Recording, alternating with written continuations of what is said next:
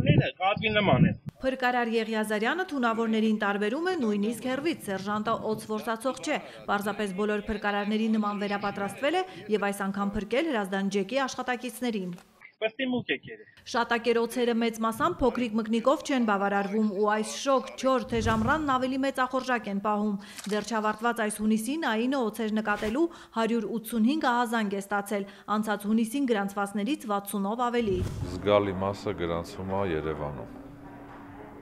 Ինչքան էլ որ զարմանալի է, Երևանում ամենաշատն է։ Երևանում հիմնականում Աջափնյակում, Նորագավիթում, Շենգավիթում, իսկ ամենաապահովը Խոնավտավուշն ու Լոռին են։ Արարատում ավելի հաճախ են հանդիպում։ Այս կետիկներով նշված են այդ 186 դեպքերը։ Իսկ ընդհանրապես բակերում, տների պատերին, այգիներում ու դաշտերում հայկական գյուռզա ու շախմատաձև թունավոր օձերն իրենց հարմարավետ գոտիներն ունեն, որտեղ ավելի համարձակ են մարդուն մոտենում։ Հիմնականում բաց տարածքներում,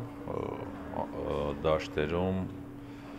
բնակավայրերից հեռու տարածքներում, ճիշտ է հանդիպել են նաև բնակավայրերում էլ։ Տարվա սկզբից բնակիչները 270 օձի մասին են ահազանգել, փրկարարները հայտնաբերել են 134-ին, մնացած դեպքերում օձերն ավելի աչքաբաց են եղել, վնասազերծողներին չեն սպասել, օձի խայթոցի 18 դեպք է գրանցվել։ Բոլորն էլ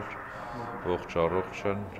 փառք Աստծո։ Առողջապահության ու արտակարգ իրավիճակների նախարարություններն ի դեպ հերքեցին նախորդ օրը օձի խայթոցից 17-ամյա աղջկա մահանալու լուրը։ Ոչ հիվանդանոցները, ոչ շտապօգնությունը, ոչ ոստիկանությունը չեն հաստատում դեպքը։ Նմանատիպ ահազանգ չի գրանցվել։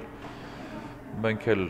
լսել ենք նմանատիպ լուր, փորձել ենք ճշտել, բոլոր տեղերից հերքել են։ Հիվանդանոցները պատվաստանյութ ունեն, փրկարարները վերապատրաստված են, սերժանտ Ասատուր Եղիազարյանն ու իր գործընկերները օձ բռնելու համարձակություն ունեն, հեշտությամբ վնասազերծում են, եթե մարդիկ զգույշ են ու հասցնում են ահազանգել։